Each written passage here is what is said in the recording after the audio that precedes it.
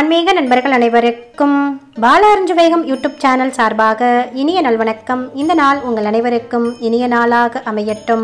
வாழ்க்கையில் இருக்கும் எப்பேற்பட்ட பிரச்சனைகள் தீர, தோஷங்கள் நீங்க ஏற்ற வேண்டிய தீபமும் போட வேண்டிய தூபமும் மாதம் ஒருமுறை செய்தால் போதும், நல்ல காலம் பிறக்கும். மிக மிக முக்கிய பதிவு, தவறவிடாதீர்கள். இந்த வீடியோவை பொறுத்த வரைக்கும் 2 விதமான ஆன்மீக தகவல் சொல்லியிருக்கேன். முதலாவது பார்த்தீங்கன்னா, நம்ம வாழ்க்கையில் இருக்கக்கூடிய பிரச்சனைகள் தீர ஏற்ற வேண்டிய தீபம் குறித்த தகவலை தெரிஞ்சுக்கலாம். நாம் ஒவ்வொருவருக்கும் ஏதாவது ஒரு பிரச்சனை அப்படின்றது இருக்கத்தான் செய்யும். கஷ்டங்கள் அப்படின்றதும் வரதா செய்யும். அதை சரி செய்வதற்குரிய முயற்சிகளையும் நாம் கண்டிப்பாக கடைபிடிப்போம். ஒரு சில பிரச்சனைகளுக்கு எவ்வளவுதான் முயற்சிகளை நாம் செய்தாலும் அந்த பிரச்சனையிலிருந்து வெளியில் வர முடியாமல் நாம் கஷ்டப்படுவோம். அந்த சூழ்நிலையில் தெய்வமே கதி அப்படின்னு தெய்வ வழிபாட்டில் ஈடுபட்டு அந்த பிரச்சனை தீரணும் அப்படின்னு வேண்டுதலையும் நாம் முன்வைப்போம். அப்படி குறிப்பிட்ட பிரச்சனை தீர்வதற்கு வீட்டில் ஏற்ற வேண்டிய தீபத்தை பற்றி தான் முதல் ஆன்மீக தகவலாக நாம் தெரிஞ்சுக்க போகிறோம். பொதுவாக தெய்வ வழிபாட்டில் ஈடுபடுறவங்க வீட்டில் கண்டிப்பான முறையில் தீபம் ஏற்றி வழிபாடு செய்வாங்க. கோவிலுக்கு போகிறவங்களா இருந்தாலும் கோவிலில் போய் தீபம் ஏற்றி வழிபாடு செய்வாங்க. தீபம் அப்படின்றது எந்த அளவுக்கு பிரகாசமாக இருக்குதோ அந்த அளவுக்கு நம்முடைய வாழ்க்கையும் பிரகாசமாக அமையும் அப்படின்றது குறிப்பிடத்தக்க விஷயம்.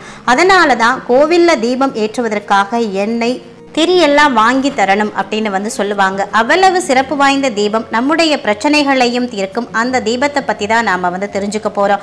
இந்த தீபத்தை செவ்வாய்க்கிழமை, வெள்ளிக்கிழமை, சனிக்கிழமை இந்த 3 கிழமைகளில் மட்டும்தான் ஏற்றணும். அதே மாதிரி இந்த தீபத்தை பூஜை அறையில் ஏற்றக்கூடாது. இது குறிப்பிடத்தக்க விஷயம். பூஜை அறையில் நாம் ஏற்றக்கூடிய தீபத்தை எப்போதும் போல ஏற்றினதுக்கு அப்புறமா இந்த தீபத்தை ஏற்றணும். இந்த தீபத்தை எந்த நேரத்தில் வேண்டும்னாலும் ஏற்றலாம். இந்த தீபத்தை ஏற்றுவதற்கு நாம் பயன்படுத்தக்கூடிய எண்ணெய் அப்படின்றது வேப்ப எண்ணெயா இருக்கணும். இந்த வேப்ப எண்ணெயால நாம தீபம் ஏற்றும் பொழுது நம்மிடமும் நம்முடைய வீட்டில் இருக்கக்கூடிய எதிர்மறை ஆற்றலும் முற்றிலும் நீங்கும் அப்படின்னு சொல்லப்படுது. வீட்டோட தென்மேற்கு திசையில எந்த அறை இருந்தாலும் அந்த அறையோட அந்த மூலையில, தென்மேற்கு மூலையில ஒரு சின்ன தாம்பலத்தட்டு வச்சுக்கிறோங்க. அந்த தாம்பலத்தட்டின் மீது ஒரு அகல் விளக்கு வைக்கணும். அந்த அகல் விளக்கு சற்று பெரியதாக இருக்கணும். அந்த அகல் விளக்கு நிறைய வேப்ப எண்ணெயை ஊத்திக்கிறோங்க. அதுக்கப்புறமா பஞ்சுத்திரி போட்டுக்கிறோங்க. அந்த எண்ணெயில நெல்லிக்காயோட கொட்டைகள் 6 போடணும். இந்த நெல்லிக்காய் கொட்டை நாட்டு மருந்து கடைகளில் கிடைக்கும். இல்லைன்னா நாமே கூட நெல்லிக்காய் வாங்கி அதோட சதை பகுதியை நீக்கிட்டு அந்த கொட்டைகளை நாம் பயன்படுத்திக்கலாம். அடுத்ததா இதில் நாம் 2 சிட்டிகை வசம்பு பொடி சேர்க்கணும். வசம்பை வாங்கி காய வைத்து நாமே கூட வீட்டில் பொடி செய்து வச்சுக்கிட்டும் அந்த பொடியிலிருந்து 2 சிட்டிகையை இந்த எண்ணெயில் போட்டு தீபம் ஏற்றலாம். அதுக்கப்புறமா ஒரு சின்ன வசம்பு கட்டையும் அந்த எண்ணெயில் நாம் போடணும். ஒரு வசம்பு துண்டையும் அந்த எண்ணெயில் போட்டுடுங்க. அதுக்கப்புறம் அந்த தீபத்தின் முன்பாக அமர்ந்து அந்த தீபத்தை பார்த்தவாறு உங்களுடைய எந்த பிரச்சனை தீரணும் அப்படின்னு நீங்கள் நினைக்கிறீங்களோ அந்த பிரச்சனை தீரணும் அப்படின்னு முழு மனதோடு உங்களுடைய குலதெய்வத்துக்கிட்ட வேண்டுதல் வைங்க. இந்த தீபமானது குறைந்தது 1 மணி நேரமாவது எரியணும். அடுத்த முறை தீபம் ஏற்றும் பொழுது அகல் விளக்க சுத்தம் செய்து புதிதா வேப்ப எண்ணெய், புதிதா திரி நாம் போட்டு தான் தீபம் ஏற்றணும். நெல்லிக்கனி, நெல்லிக்காய் கொட்டை, வசம்பு கட்டை மற்றும் ஏற்கனவே உபயோகப்படுத்தியதை உபயோகப்படுத்திக்கலாம். வசம்பு பொடி புதிதாக நாம் போடணும். இப்படி நாம் தொடர்ச்சியாக ஒவ்வொரு முறையும் தீபம் ஏற்றி வைத்து குறிப்பிட்ட அந்த பிரச்சனை தீரணும் அப்படின்னு வேண்டிக்கிறது மூலமாக விரைவிலேயே அந்த பிரச்சனை தீர்வதற்குரிய வழியை நம்ம குலதெய்வம் நமக்கு காட்டி கொடுக்கும். முழு மனதோடும் தெய்வ நம்பிக்கையோடும் இந்த தீபத்தை ஏற்றி வைத்து பிரச்சனைகள் தீரணும் அப்படின்னு வேண்டுதல் வைக்கிறவங்களுக்கு கண்டிப்பான முறையில் குலதெய்வத்துடைய அருளால் அவங்களுடைய பிரச்சனை முற்றிலுமே தீர்ந்து நல்ல காலம் பிறக்கும் அப்படின்றது நம்பிக்கையா சொல்லப்படுது. நம்பிக்கையோடு முயற்சி செய்து பாருங்க, நிச்சயம் நல்லதே நடக்கும். அடுத்ததா நம்மை பிடித்திருக்கக்கூடிய தோஷங்கள் நீங்கிறதுக்கு நாம செய்ய வேண்டிய தூப பரிகாரம் குறித்த தகவலை தெரிஞ்சுக்கலாம். நம்முடைய முன்ஜென்மத்தின் கர்ம வினைகளின் அடிப்படையிலும் நாம் செய்த பாவத்தின் அடிப்படையிலும் சில பேருக்கு ஜாதக ரீதியாகவே பிறக்கும் பொழுதே சில தோஷங்களோடு பிறந்திருப்பாங்க. இன்னும் சிலரோ தங்க வாழ்க்கையில் செய்த பாவங்களினால் அவங்களுக்கு தோஷம் உண்டாகி இருக்கும். அது மட்டும் இல்லாம நாமும் இருக்கும் இடத்தை பொறுத்தும் நமக்கு மனை தோஷம் போன்ற தோஷங்கள் ஏற்பட வாய்ப்புகள் அதிகமாக இருக்குது. ஒவ்வொரு தோஷத்துக்கும் நாளுக்கும் ஒவ்வொரு விதமான கஷ்டங்களை நாம அனுபவிக்க வேண்டிய சூழ்நிலை வந்துட்டு உண்டாகும். அப்படிப்பட்ட தோஷங்களினால் ஏற்பட்ட பிரச்சனையிலிருந்து வெளியில வர்றதற்கு வீட்டில் போட வேண்டிய தூபத்தை பத்தி தான் நாம 2வது தகவலா வந்து பார்க்க போறோம்.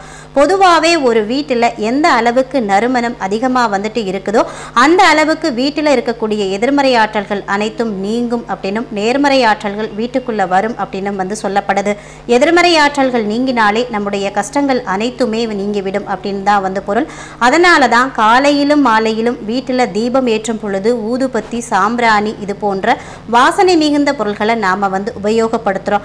அந்த வகையில் சாம்பிராணி தூபம் அப்படின்றது ரொம்பவுமே குறிப்பிடத்தக்க ஒரு விஷயம். சாம்பிராணி தூபத்தை நாம போடுறப்போ முடிஞ்ச அளவுக்கு கடைகள்ல இருந்து கிடைக்கக்கூடிய ரெடிமேடு சாம்பிராணியை பயன்படுத்தாம சில குறிப்பிட்ட பொருள்களை ஒன்றா சேர்த்து சாம்பிராணி பொடியா தயார் பண்ணி உபயோகப்படுத்துறப்போ அதுல நமக்கு அளவில்லாத பலன்கள் கிடைக்கும் அப்படின்னே வந்து சொல்லப்படுது. செல்வ வளம் பெருகுவதற்கும் தோஷங்கள் நீங்குவதற்கும் எதிர்மறை ஆற்றல்கள் விலகவும் பண வசியத்தை ஏற்படுத்தவும் பலவிதமான பொருட்கள் நாட்டு மருந்து கடையில் வந்து கிடைக்குது. அதை வாங்கி வந்து நாம முறையா தூபம் போடும் போது அந்த பொருள்களுடைய பலனால நாம நினைத்தது நினைத்தபடி நடக்கும். அந்த வகையில் நமக்கும் நம்ம வீட்டில் இருப்பவர்களுக்கும் நம் வீட்டுக்கும் ஏதாவது தோஷம் ஏற்பட்டு அது மூலமா தடைகள் வந்துகிட்டே இருக்கு அப்படின்ற பட்சத்தில் வியாழக்கிழமையும் ஞாயிற்றுக்கிழமையும் இந்த ஒரு தூபத்தை போட்டாலே போதும்.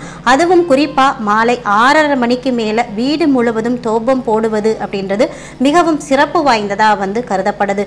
இதற்கு நாம் 2 பொருளை மட்டும்தான் சேர்த்து தூபம் வந்து போடணும். அது என்னன்னு வந்து பார்த்தீங்கன்னா, ஒன்று வந்து வெண்கடுகு, இன்னொன்று கருப்பு குங்குளியம். வெண்கடுகும் கருப்பு குங்குளியமும் நம் வீட்டில் இருக்கக்கூடிய தோஷங்களையும் எதிர்மறை ஆற்றல்களையும் விளக்கும் சக்தி வாய்ந்ததா சொல்லப்படுது. இது இரண்டுமே நாட்டு மருந்து கடையில் வந்து கிடைக்கும். சரிசமமான அளவு வாங்கி வந்து வியாழக்கிழமையும் ஞாயிற்றுக்கிழமையும் 6:30 மணிக்கு மேலே தூபம் போட்டு வீடு முழுவதும் நாம் வந்து காட்டணும். இதே மாதிரி தொழில் செய்யக்கூடிய இடங்களிலும் வியாபாரம் செய்யும் இடங்களிலும் இந்த தூபத்தை நாம் போடுறது மூலமாக அங்கே இருக்கக்கூடிய தோஷங்கள் விலகி வியாபாரம் சிறப்பாக நடந்து செல்வ செழிப்போடு வாழ முடியும். சாதாரண பொருள்கள் அப்படின்னு நாம் நினைத்து நாம் கவனிக்கமாக விடக்கூடியவை தான் நமக்கு பெரிய அளவில் வந்து உதவி செய்யும். அந்த வகையில் முழு நம்பிக்கையோட இந்த 2 பொருள்களை சேர்த்து தூபம் போட்டு பாருங்க. உங்கள் வாழ்க்கையில் இதுவரை இருந்து வந்த தோஷங்கள் அனைத்துமே வந்து விலகும்.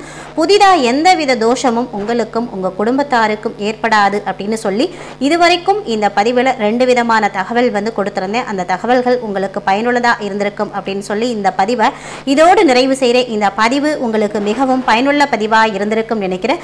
இந்த பதிவு பிடிச்சிருந்தா லைக் பண்ணிட்டு உங்கள் நண்பர்களுக்கும் ஃபேமிலி மெம்பர்ஸ்க்கும் ஷேர் பண்ணுங்க. அவர்களும் பார்த்து பயன்பெறட்டும்.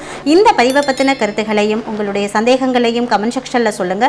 மற்றும் ஒரு நல்ல பதிவில் சந்திப்போம். அதுவரை உங்களிடமிருந்து விடைபெறுவது உங்கள் பாலா.